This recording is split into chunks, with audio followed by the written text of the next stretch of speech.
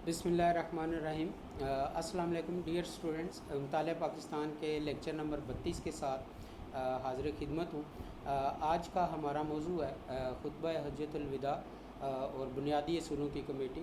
तो ये जो हम मौजू लेके आए हैं, इससे पहले मैं थोड़ा आपके साथ क्लियर कर लूँ कि हमने जो अपना प्रीवियस लेक्चर दिया था जो कि मुश्तमिल था, आप यूँ कह लें कि करारदाद मकासद की हवाले से, तो उसमें एक जो करारदाद मकासद की अहमियत थी वो बयान करने से थोड़ा सा वो वीडियो में आप यूँ कह लें कि कोई प्रॉब्लम आ रही थी, तो वो रिकॉर्ड नहीं हो सका था। तो मैं चूँकि ख़ुद नहीं चाहता था कि ये जो मौजू है ये तिश्ना रह जाए, तो आपसे माज़रत के साथ कि वो चूँकि टेक्निकल फॉल्ट की वजह से वो हमारा जो टॉपिक था वो कंप्लीट नहीं हो सका कल वाला, तो उसमें जो करारदाद मकासद की अहमियत थी वो रह गई थी। तो उस अहमियत के हवाले से हम जो है वो थोड़ा सा जो 2-4 पॉइंट है उसको डिस्कस कर लेते हैं, और उसके बाद फिर जो है वो आज के मौजू की तरफ आएंगे। और इसमें भी हम देखेंगे कि खुतबा हज्जतुल विदा की क्या अहमियत और हैसियत है, और उसके बाद जो है बुनियादी असूलों की कमेटी की क्या रिपोर्ट थी। तो सबसे पहले करारदाद मकासद की अहमियत के हवाले से कि इसकी जो अहमियत थी वो नंबर 1 दस्तूर साजी का आगाज़, कि इसका जो सबसे बड़ा जो आप यूँ कह लें कि फ़ायदा हुआ आइन साजी की तारीख में ही वो ये था कि बाकायदा तौर पर करारदाद मकासद की अहमियत का अंदाज़ा इस बात से लगाया जा सकता है कि इस करारदाद की मंजूरी के बाद मुल्क में दस्तूर साजी का आगाज़ कर दिया गया।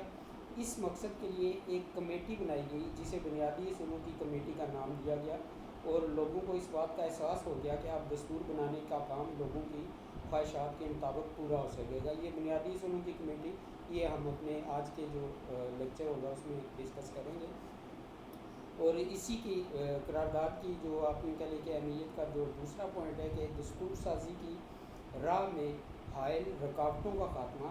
करारदाद मकासद की मंजूरी के बाद दस्तूर साजी की राह में हायल रुकावटें दूर हो गईं। जो लोग आइन साजी की राह में मुसलसल रुकावट बने हुए थे वो मायूस हो गए। इसी तरह से इसका जो तीसरा पॉइंट था वो ये है कि दिबाचा प्रीफेस, करारदाद पाकिस्तान को पाकिस्तान में बनने वाले हर दस्तूर का जो आप यूँ कह लें कि दिबाचा में शामिल किया गया है, और इसको पाकिस्तान में बनने वाले तमाम दसातीर में बतौर इब्तदाइया भी शामिल किया गया है। 1973 के आइन में तरमीम के करके इसे बाकायदा आइन का हिस्सा बना दिया गया है। इसी तरह से इसका जो फोर्थ पॉइंट है वो ये है कि बुनियादी असूलों की निशानदेही। करारदाद मकासद ने दस्तूर बनाने के लिए बुनियादी असूलों की निशानदेही कर दी। इन्हीं असूलों की रोशनी में बाद में आइन साजी का काम हुआ। और इसका जो 5वां पॉइंट है वो ये है कि कुरान और सुन्नत की बालादस्ती। करारदाद के निकात से ये बात बखूबी अयां होती है कि इख्तियारात का इस्तेमाल अल्लाह की आयद करदा हदूद के अंदर रह कर ही हो सकता है, और कुरान और सुन्नत पर मबनी कवानीन को दूसरे हर किस्म के कवानीन पर बरतरी हासिल होगी। तो ये तो एक तरह से हो गया हमारा जो प्रीवियस थोड़ा सा रह गया था उसके हवाले से। और आज का मौजू जो है वो हमारा है खुतबा हज्जतुल विदा, और इसके बाद जो है वो बुनियादी असूलों की कमेटी। तो अब इसको बुनियादी असूलों की कमेटी को हम इसलिए पहले डिस्कस कर लेते हैं कि ये जुड़ी हुई है करारदाद मकासद के साथ, यानी कि जो बुनियादी असूलों की कमेटी तश्कील दी गई थी, तो उसका जो आप यूँ कह लें कि जो मकसद था वो ये था कि किस तरीके से जो है वो पाकिस्तान में आइन साजी होगी।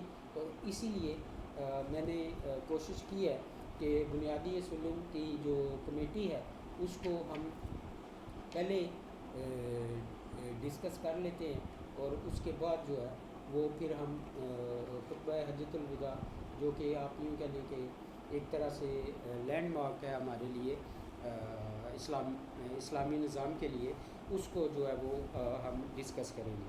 تو سب سے پہلے تو ہم یہ دیکھتے ہیں کہ جو بنیادی اصولوں کی کمیٹی تھی وہ قرارداد مقاصد کی منظوری کے بعد آئین سازی کے کام کو آگے بڑھانے کے لیے قائم کی گئی، اور یہ کمیٹی جو ہے وہ 25 ارکان پر مشتمل تھی۔ پاکستان کے چیف جسٹس سردار عبدالرشید بھی اس کمیٹی کے ممبر تھے۔ کمیٹی نے اپنے کام کو جلد از جلد مکمل کرنے کے لیے 4 ذیلی کمیٹیاں قائم کی۔ سب کمیٹیوں کی تشکیل، اور پھر ان سب کمیٹیوں میں سے جو تشکیل ہوئی ان میں ایک تھی سب کمیٹی برائے وفاق و تقسیم اختیارات، دوسری تھی سب کمیٹی برائے حق رائے دہی، تیسری کمیٹی تھی سب کمیٹی برائے عدلیہ، اور چوتھی تھی سب کمیٹی برائے بنیادی حقوق۔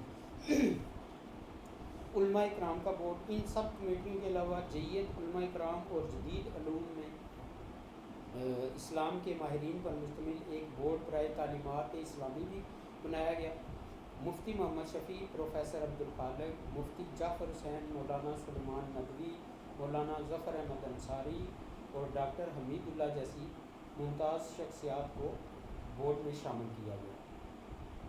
اس کمیٹی کی عبوری رپورٹ جو تھی وہ مختلف سب کمیٹیوں اور علماء کرام کی بورڈ کی رپورٹوں پر مشتمل ایک اجتماعی رپورٹ تیار کر کے 28 ستمبر 1950 کو دستور ساز اسمبلی میں بحث کے لیے پیش کی گئی، اور اس کا جو آپ یوں کہہ لیں کہ لب لباب کا یا اس کے جو پوائنٹ تھے، اس کے جو نکات تھے وہ یہ تھے کہ نمبر 1.2 ایوانی مقننہ، یعنی کہ بنیادی اصولوں کی کمیٹی نے جو آگے اپنی سفارشات دی، اس میں جو پہلا پوائنٹ تھا وہ یہ تھا کہ مرکز میں 2 ایوانی مقننہ ہوگی۔ ایوان بالا میں 5 صوبوں کی نمائندگی ہوگی، 5 صوبوں جیسے کہ آپ کو پتہ ہے بنگلہ دیش اس وقت پاکستان کے ساتھ تھا، اور ایوان زیری میں ہر صوبہ آبادی کے لحاظ سے نشستیں حاصل کر سکے گا، اور مقننہ کی میعاد 5 سال ہوگی، یہ کہ ایوان بالا اور ایوان زیری، ایوان بالا سینٹ اور ایوان زیری قومی اسمبلی۔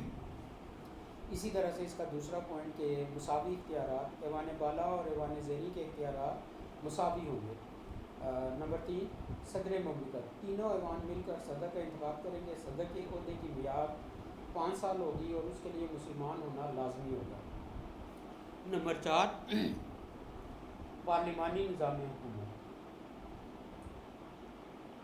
انتظامیہ کا سربراہ وزیر اعظم ہوگا جو دونوں ایوانوں کے ارکان میں سے کابینہ چنے گا۔ صدر وزیر اعظم کے تقرر میں اپنی ذاتی رائے پر بھی عمل کر سکے گا۔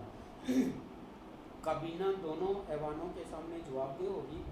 عدم اعتماد کی صورت میں کابینہ مستعفی ہو جائے گی۔ عدم اعتماد کی تحریک دونوں ایوانوں کے مشترکہ اجلاس میں پیش ہوگی۔ نمبر 5 وفاقی نوعیت، پاکستان ایک وفاق ہوگا جس میں اختیارات مرکز اور صوبوں میں تقسیم ہوں گے۔ نمبر 6 مقننہ کا انتخاب، ایوان بالا کا انتخاب صوبائی اسمبلیوں کے ارکان کریں گے، جبکہ ایوان زیری کے متعلق صرف یہ کہہ دیا گیا ہے کہ ایک کمیٹی اس مسئلے پر غور کر رہی ہے۔ جب کمیٹی رپورٹ پیش کرے گی تو ایوان زیری کے لیے انتخابی طریقہ تجویز کیا جائے گا۔ نمبر 7 آزاد عدلیہ، عدلیہ بااختیار، آزاد اور غیر جانبدار ہوگی۔ وہ انصاف کی فراہمی کے لیے روایتی فرائض کے علاوہ مرکز اور صوبوں کے درمیان پیدا ہونے والے مسائل بھی حل کرے گی۔ نمبر 8 زبان، اردو کو سرکاری زبان کا درجہ دیا گیا جبکہ بنگالی زبان کا رپورٹ میں کوئی ذکر نہ تھا۔ نمبر 9 صوبائی مقننہ، ہر صوبے میں یک ایوانی مقننہ عوام کے نمائندوں سے منتخب کی جائے گی، یعنی کہ ایک ایوانی مقننہ ہوگی۔ گورنر صوبے کا سربراہ اور وزیر اعلیٰ انتظامیہ کا سربراہ ہوگا۔ نمبر 10 بنیادی حقوق اور مذہب، رپورٹ میں بنیادی حقوق اور مذہب کا ذکر تک موجود نہ تھا، جو کہ بعد میں ہم دیکھتے ہیں کہ آنے والے وقتوں میں جو ہے وہ اس کو کس طریقے سے ایڈجسٹ کیا گیا، اور پھر وہ سارے معاملات جو ہے وہ طے پائے۔ تو اسی تناظر میں ہم دیکھتے ہیں کہ جی جو آپ بنیادی اصولوں کی کمیٹی تھی اس کے کیا کوئی اثرات تھے، یا آئین پاکستان میں اس نے کیا کردار ادا کیا، تو اسی کی بنیاد پہ پھر جو ہے وہ یہ آئین سازی کا کام جو ہے وہ مکمل کیا گیا۔ اور اس کے لیے پھر ہم دیکھتے ہیں کہ نفاذ اسلام یا بنیادی جو اس کا طریقہ کار تھا کہ اس کو کس طریقے سے جو ہے وہ سامنے لایا گیا، اور یہ تمام چیزیں جو ہے وہ ہم اپنی اسی اس کو جو آئینی جو ہماری ایک پروسیس تھا یا ارتقاء تھا اس میں ہم دیکھتے ہیں۔ اب ہم آتے ہیں جی واپس اپنے جو موضوع ہے کہ خطبہ حجۃ الوداع جو ہے وہ انسانی حقوق کا مسلمہ بین الاقوامی چارٹر ہے۔ اس کے لیے حضور نبی کریم صلی اللہ علیہ وسلم کا ہم جو ہے وہ حدیث کا ذکر کرتے ہیں کہ جس میں اللہ تعالیٰ نے فرمایا کہ آج کے دن میں نے تمہارے لیے تمہارا دین پورا کر دیا اور تم اپنی نعمت پوری کر دی، تم پر اپنی نعمت پوری کر دی اور تمہارا اسلام کو بطور دین پسند کیا ہے، یعنی کہ قرآن حکیم میں آیا۔ اور پھر حضور نبی کریم صلی اللہ علیہ وسلم نے خطبہ حجۃ الوداع میں اس کی جو ہے تشریح کی، اور انسانی حقوق کا تصور سب سے پہلے ہمارے حضور پاک صلی اللہ علیہ وآلہ وسلم نے آج سے 1400 سال پہلے دے دیا تھا۔ یہ باقاعدہ انسانی حقوق کا چارٹر تھا جس نے انسانی بنیادی حقوق کی بنیاد رکھی۔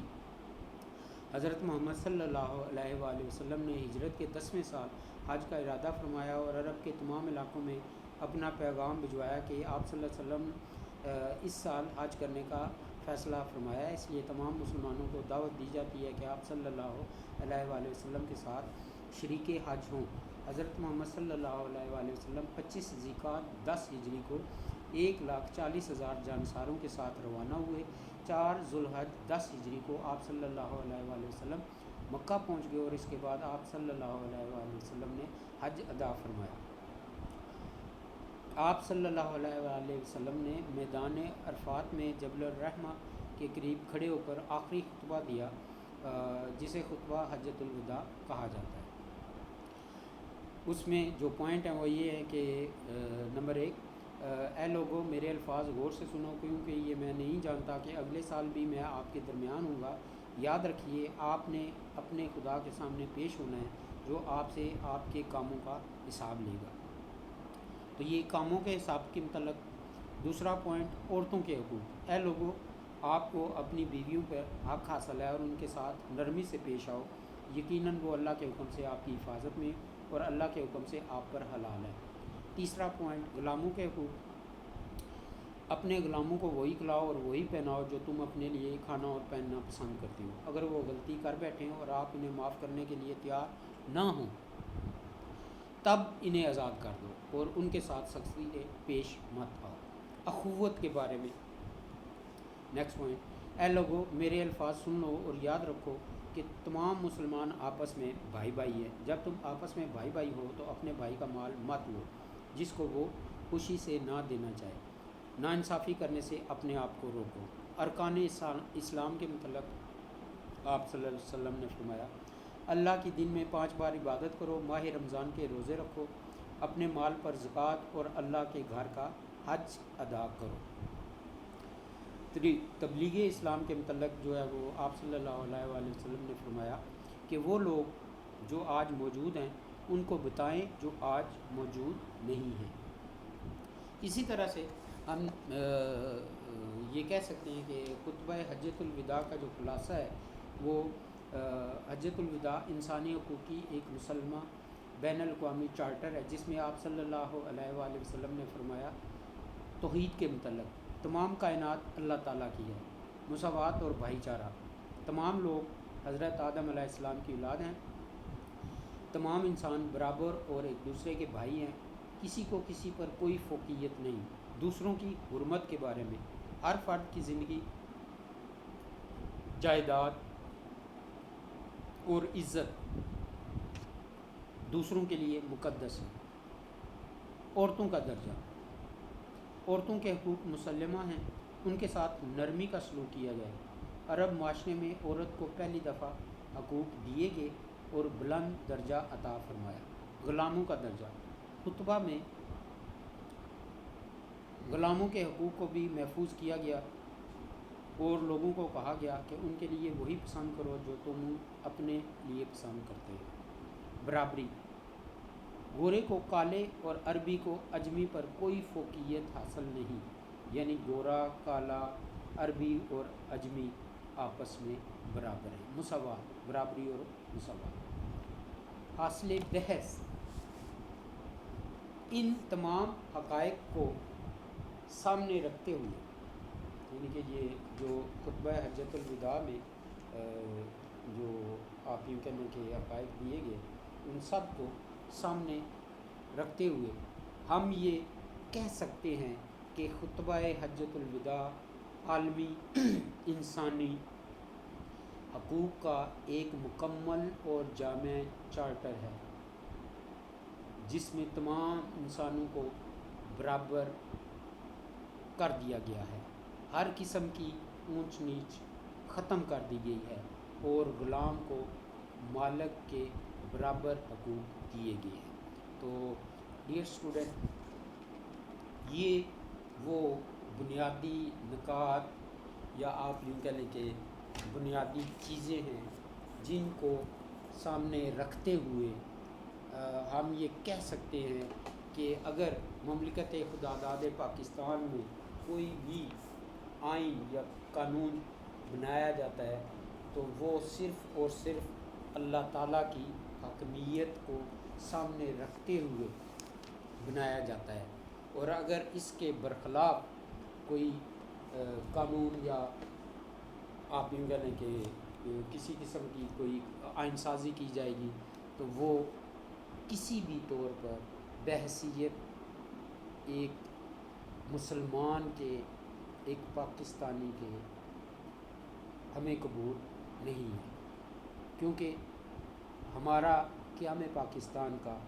مقصد ہی یہ تھا، ہے اور یہ رہے گا انشاءاللہ کہ پاکستان کا مطلب کیا؟ لا الہ الا اللہ محمد الرسول۔ امید ہے آپ کو لیکچر جو ہے وہ پسند آیا ہوگا۔ پھر بھی اگر کوئی کوسچنز، کوئی کوائریز، تو جیسا کہ میں آپ سے کہتا رہتا ہوں کہ ایس ایم ایس کے ذریعے سے، واٹس ایپ وائس میسیجز کے ذریعے سے آپ کسی بھی وقت جو ہے وہ مجھ سے رابطہ کر سکتے ہیں۔ انشاءاللہ اگلے موضوع کے ساتھ، اگلے لیکچر کے ساتھ، نیکسٹ آن لائن کلاسز کے ساتھ آپ کی خدمت میں حاضر ہوں گا۔ اس وقت تک کے لیے اللہ حافظ۔ پاکستان زندہ باد۔